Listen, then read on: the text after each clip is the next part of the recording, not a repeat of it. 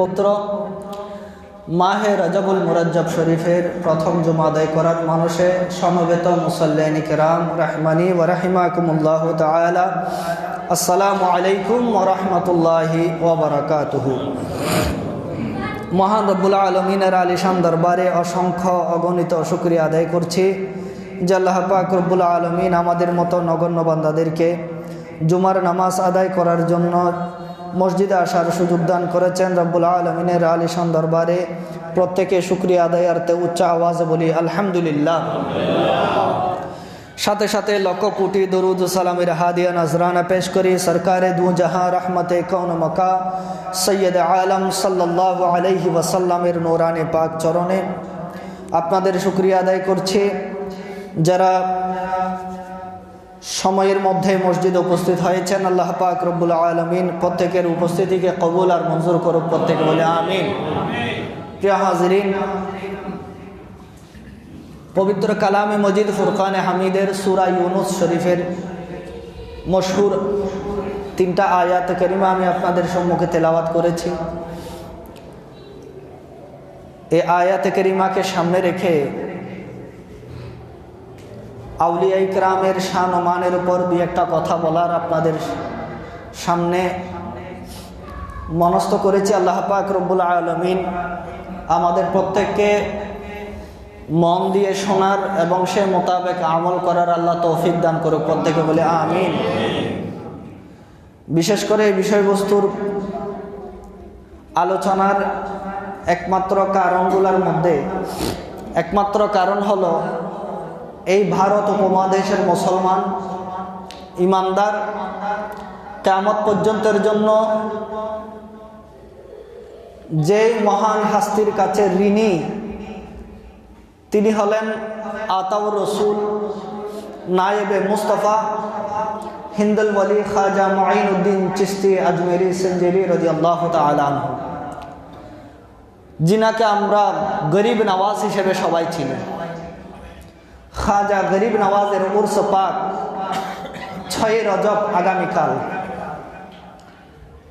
তো উনাকে স্মরণ না করা এটা আমাদের জন্য বড় নাশুকরিয়া হবে, অকৃতজ্ঞতা হবে।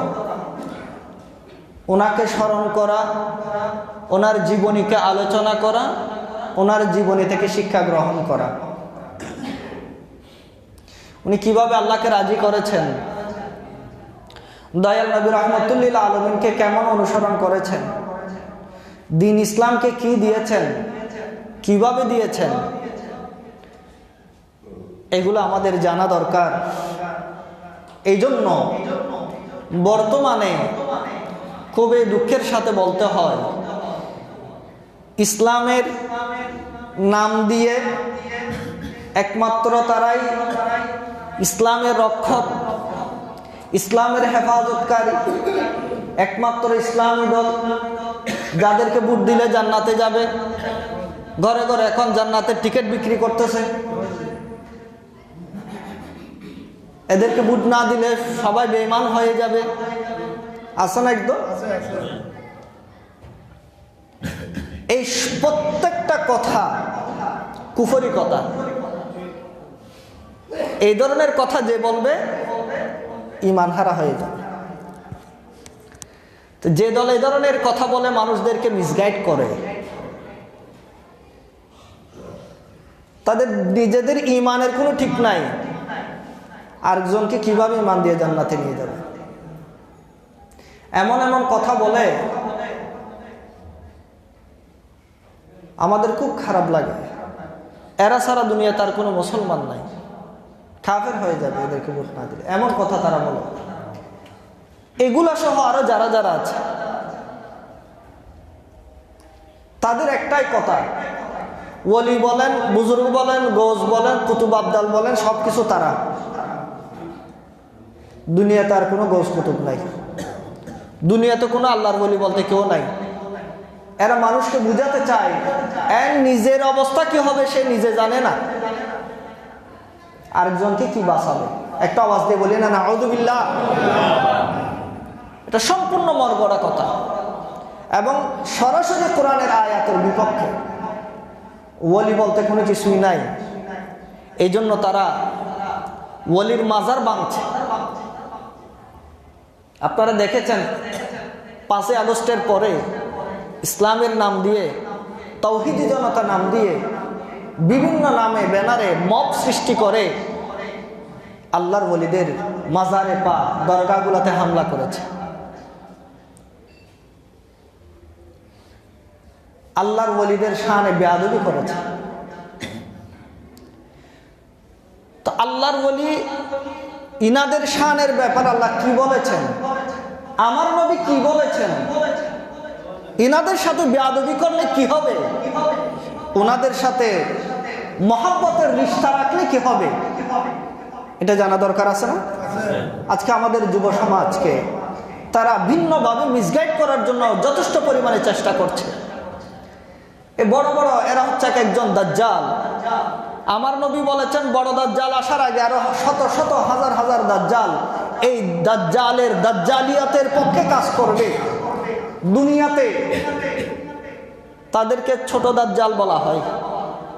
এরা হলো দাজ্জালের প্রেতাত্মা, যারা সুকৌশলে আল্লাহর ওলিদের থেকে, যাদের থেকে আমরা ইসলাম পেয়েছি, যাদের থেকে আমরা দিন ধর্ম পেয়েছি, যারা আমাদেরকে আল্লাহ চিনিয়েছেন, যারা আমাদেরকে নবী চিনিয়েছেন, যারা আমাদেরকে শরীয়ত তরিকত চিনিয়েছেন, আল্লাহর ভয় অন্তরে দিয়েছেন, তাদের থেকে আমাদেরকে দূরে রাখতে চায়। নিশ্চয় তারা আমাদের ঈমানের শত্রু, এটাতে কোনো সন্দেহ নাই। এক মৌলবী আপনারা শুনেছেন ইউটিউবের মারেফত, খাজার দরবারে গাঁজা পাওয়া যায়, একটা আওয়াজ দিয়ে বলবেন না নাউযুবিল্লাহ? হাই হাই, যে গরিব নামাজ, বন্দা নামাজ এই ভারত মহাদেশের মানুষকে ঈমান দিয়েছেন, ইসলাম দিয়েছেন, যাকে আমার নবী নিজে নির্দেশ দিয়ে পছন্দ করেছেন আমাদের ভারতবর্ষের জন্য, সে গরিব নামাজ, নাউযুবিল্লাহ, ওনাকে বলা হচ্ছে আজকে বিভিন্ন ধরনের কথা। ভণ্ডামি করলে মাজারে আমি আপনি করছি, ভণ্ডামি করলে মানুষ করছে, কিন্তু আল্লাহর ওলির মাজারে কেন হামলা করবেন? আপনার যদি ইসলামের এত দরদ থাকে, আল্লাহর ওলির শানমানের এত দরদ থাকে, ভণ্ডামি যারা করছে তাদেরকে নিয়ে আপনি শাস্তি দেন না, তাদেরকে আপনি শুধরান। আপনি এত বড় ইসলাম দরদি, এদের কারণে ইসলামের বদনামি হচ্ছে, বুঝলাম, যাদের কারণে বদনামি হচ্ছে তাদেরকে আপনি শুধরান না।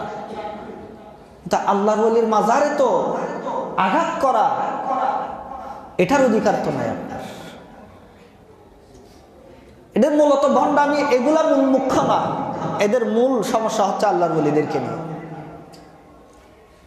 আমার আল্লাহ কোরআনে কারীমে স্পষ্ট বলেছেন, ইন্না রাহমাতাল্লাহি করিবুম মিনাল মুহসিনিন। যারা আল্লাহর খালেস বান্দা, নেককার বান্দা, তারা অবশ্যই আল্লাহর রহমত পাওয়ার জন্য রহমতওয়ালাদের কাছে যাবেন। আমার আল্লাহ কোরআনে বলেছেন, আমার রহমত আমার মুহসিন বান্দা আল্লাহর ওলিদের সাথে আছে, তোমরা সেখানে যাও, সেখানে গেলে রহমত পাবে। একটা আওয়াজ দিয়ে বলি না সুবহানাল্লাহ? তো আমরা সেখানে তো রহমতের তালাশে যাই, দয়া পাওয়ার জন্য যায়, আশ্রয়ের জন্য যায়।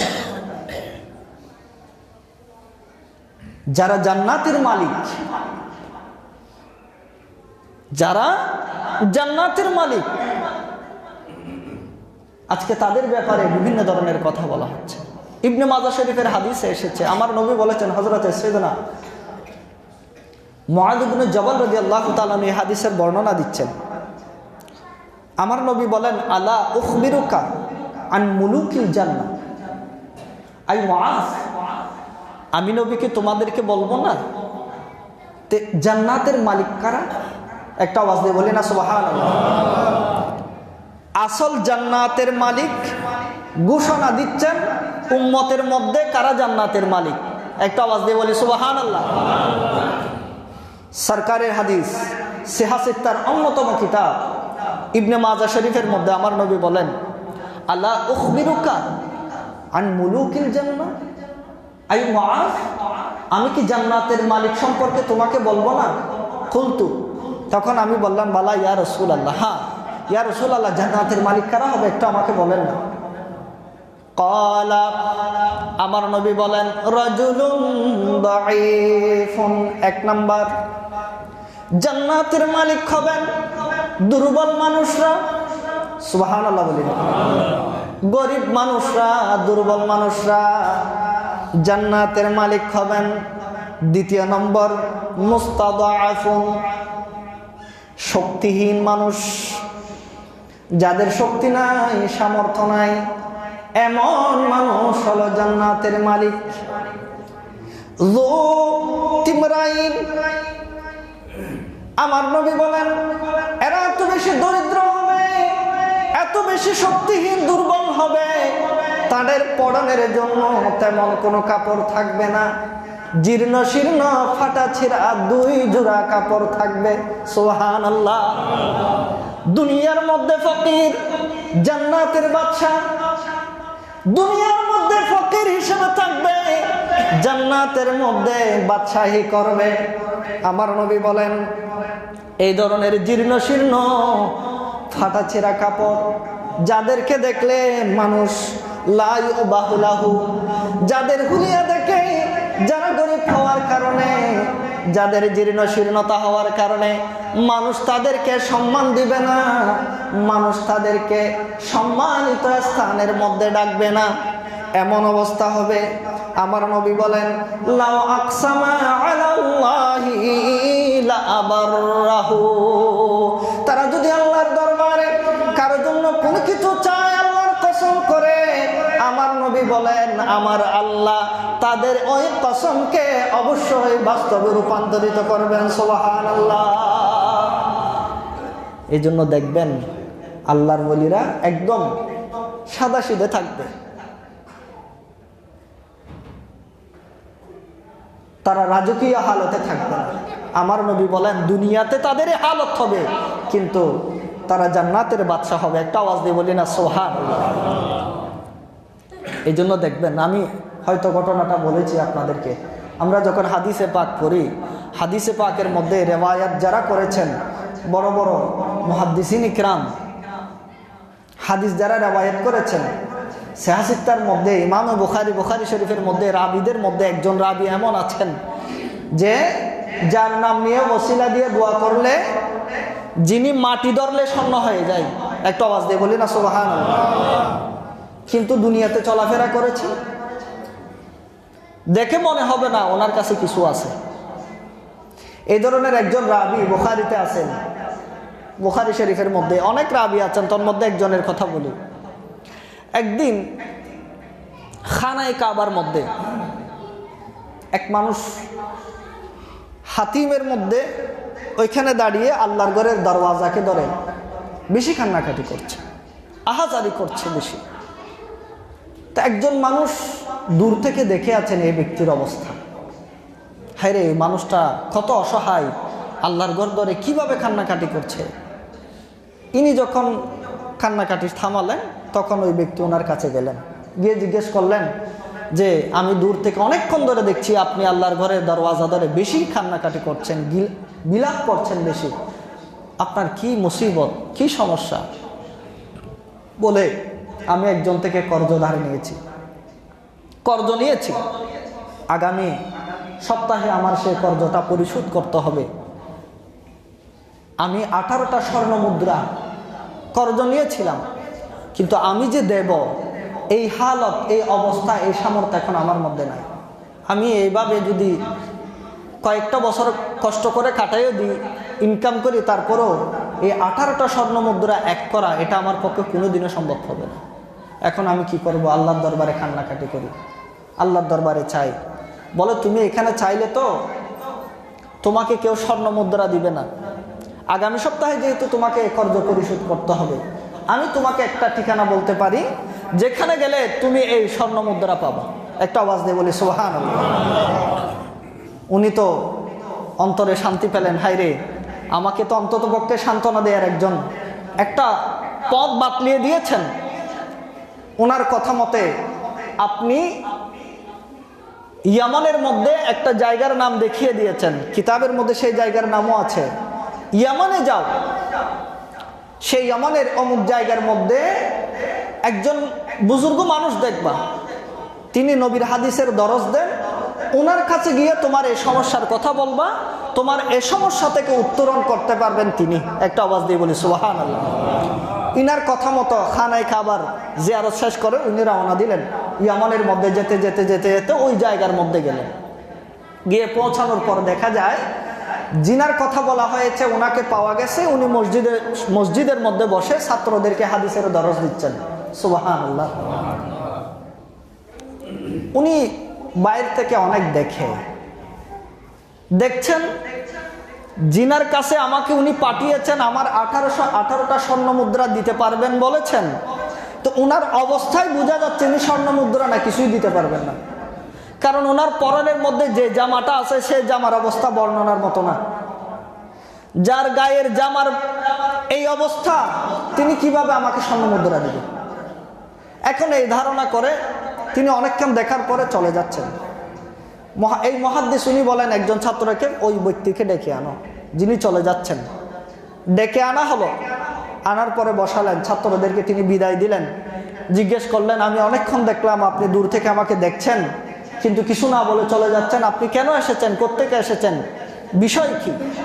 বলে, আমি খানায় কাবার মধ্যে ছিলাম, একজন মানুষ আপনার ঠিকানা দিয়েছে, আপনার কাছে আমার হাজতের কথা বলেছেন, আপনি আমার হাজত পূরণ করতে পারবেন, সেই জন্য আমি আপনার দরবারে এসেছি।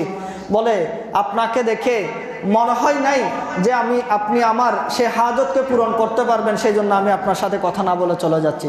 বলে, আপনার কি হাজত সেটা একটু বলেন না।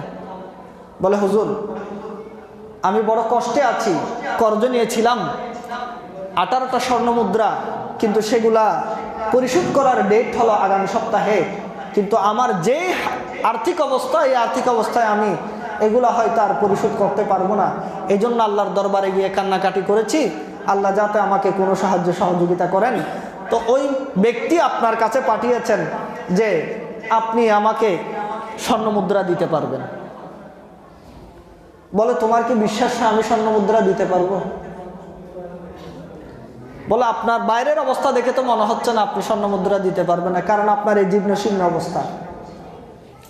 বলে, তুমি একটা কাজ করো, ওই যে দেখতেছো মাটির দলা, ওই মাটির দলাটা নিয়ে আসো।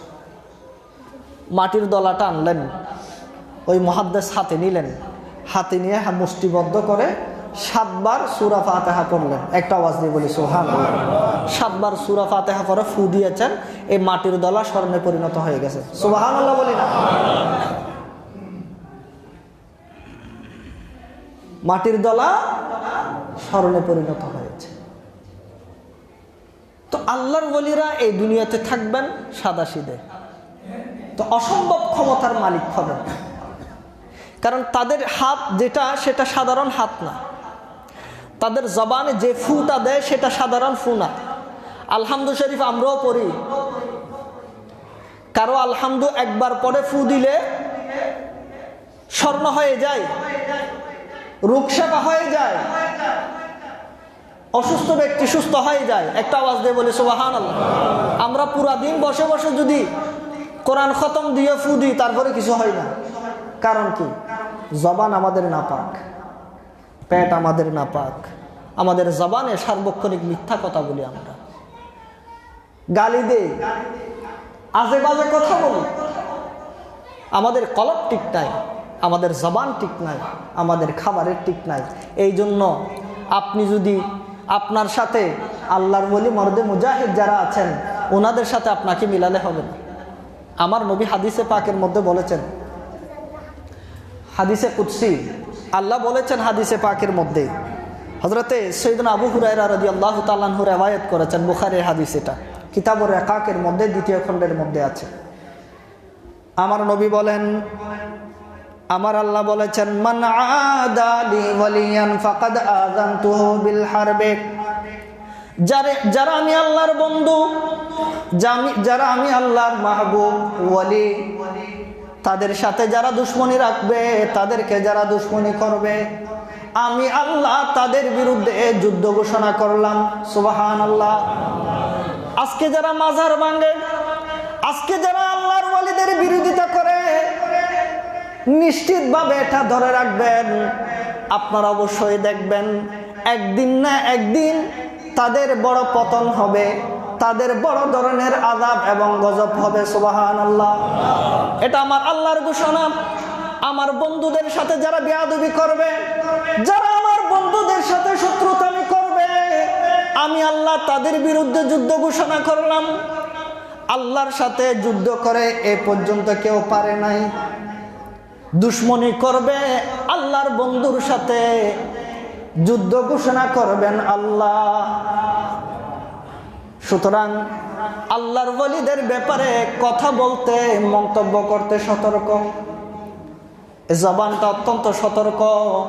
আমার নবী বলেন, আমার আল্লাহ বলেন, আমার বন্ধুদের সাথে যারা শত্রুতামি করবে আমি আল্লাহ যুদ্ধ ঘোষণা করলাম। এই জন্য অনেকেই বলেছে, শাহ আমানতকে নিয়ে মন্তব্য করেছে, শাহ আমানতকে কি মশাই কামড়ায়, সেখানে মশারি দিতে হয় কেন, এরকম মন্তব্য করেছে কিনা। প্যারেড ময়দানে তাফসীরুল কোরআন মাহফিলের নাম দিয়ে সেখানে আল্লাহর ওয়ালিদের শানে বেয়াদবি করা হয়েছে। পরিণতি কি হয়েছে আপনারা দেখেছেন। এই ধরনের জালেমদের জেলখানার মধ্যে পচে মরেছে, ফাঁসির কাস্টে ঝুলানো হয়েছে, শেষ পর্যন্ত লানতের সাথে বেইজ্জতির সাথে তাদের আখেরি ওয়াক্ত গিয়েছে। সেটা আপনারা দেখেছেন। এটা এমনি হয় না, আল্লাহর ওয়ালিদের শানে বেয়াদবি করার কারণে দুনিয়াতে তো হয়েছে, কবরও হবে, আখিরাতেও হবে। আমার আল্লাহ বলেন, তাদের জন্য আমি যুদ্ধ ঘোষণা করলাম যারা আমার বন্ধুদের ব্যাপারে শত্রুতামি রাখে, বেয়াদবি করে, বিভিন্ন ধরনের মন্তব্য করে। এরপরে আমার আল্লাহ বলেন, ওয়ামা তাকাররাবা ইলাইয়া আবিদি বিশাইইন আহাব্বা ইলাইয়া মিম্মা ইফতারাতু আলাইহি। আমার আল্লাহ বলেন, এ আমার বান্দারা, আমার বান্দাদের মধ্যে যারা আমি আল্লাহকে ভালোবাসেন, আমি আল্লাহ তাদেরকে যে শরীয়তের হুকুম আহকাম দিয়েছি, তন্মধ্য থেকে আমি আল্লাহ তাদের উপর যা ফরজ করে দিয়েছি, আমি আল্লাহর নিকট এর চেয়ে প্রিয় আর কোনো কিছুই নাই। বান্দা, আমি আল্লাহ তাদের উপর যা ফরজ করেছি, এই ফরজ আমল, এটা আমি আল্লাহর কাছে বেশি প্রিয়। বান্দা আমার নৈকট্য অর্জন করবে এই ফরজ আদায় করার মাধ্যমে। একটা আওয়াজ দিয়ে বলি সুবহানাল্লাহ। এরপরে বলেন, ওয়ালা ইয়াজালু আবদি ইয়াতাকাররাবু ইলাইয়া বিন-নওয়াফিল হাত্তা আহবাবতুহু। ফরজ নামাজ, ফরজ যেগুলো বিধান দিয়েছি সেগুলো আদায় করার পর আমার বন্ধুরা, যাদেরকে আমি বন্ধু বানিয়েছি, তারা নফল ইবাদত করবে, কোরআন কারীমের তেলাওয়াত করবে, জিকির করবে, নফল নামাজ পড়বে, ভালো কাজ করবে, মানুষকে ভালো কাজের আদেশ দিবে, খারাপ কাজ থেকে নিষেধ করবে, নফল আদায় করবে। অতিরিক্ত নফল আদায় করতে করতে আমার নবী বলেন, হাত্তা আহবাবতুহু, ওই বান্দাকে আমার আল্লাহ ভালোবাসা শুরু করে দেন। সুবহানাল্লাহ। ফরজ তো আদায় করে করে, ফরজ আদায়ের পরে নফল ইবাদত করে, নামাজ পড়ে, রোজা রাখে, নফল দান খায়রাত করে, কোরআন কারীমের তেলাওয়াত করে, ভালো কাজ করে, নেক কাজ করে, এইগুলো হলো সবগুলো নফল। এগুলো আদায় করতে করতে বান্দা আমার প্রিয় হয়ে যায়, তখন আমি আমার বান্দাকে ভালোবাসি। একটা আওয়াজ দিয়ে বলি সুবহানাল্লাহ।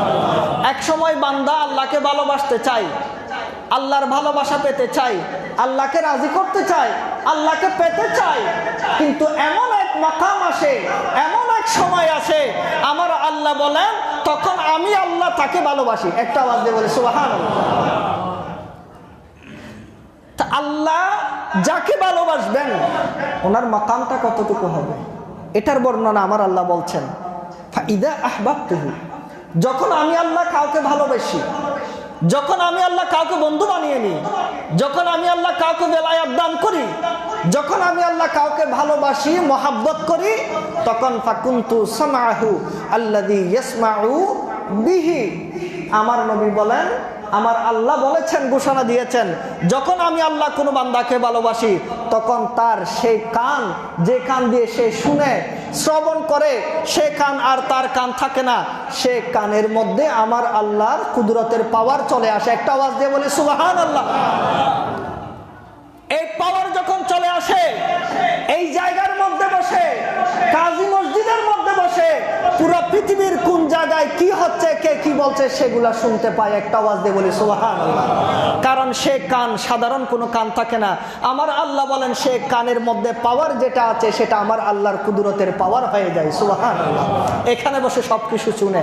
এই জন্য মৌলা আলী শের খুদা রাদিয়াল্লাহু তাআলা আনহু বেলায়েতের সম্রাট, উনি বলেছেন, আমার গৌসুল আজম দস্তগীর রাদিয়াল্লাহু তাআলা আনহু বর্ণনা দিয়েছেন, আরশ আজিমের মধ্যে লামকানের মধ্যে এই মেরাজের এই মাসের মধ্যে আমার আল্লাহ আমার নবীকে নিয়ে গিয়েছেন। আমি রফ রফ হয়ে আমার নবীর সাথে গিয়েছি। আল্লাহ আমার নবীর সাথে কি কথা বলেছেন, আল্লাহ আমাকে এমন কান দিয়েছেন, কানের মধ্যে এমন শক্তি দিয়েছেন, আমি সেই কথাগুলোও শুনেছি। একটা আওয়াজ দিয়ে বলি না সুবহানাল্লাহ। दूर नज़र देखो के सुनने वाले वो कान, कान लाले करामत पहला को सलाम मुस्तफा।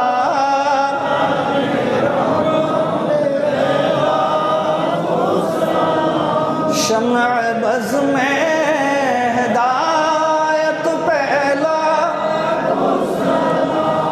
আল্লাহর ওলি যারা হন, মাহবুব যারা হন, আমার আল্লাহ বলেন তাদের কানটা আর তাদের কান থাকে না, আমি আল্লাহর কুদরতের কান হয়ে যায়।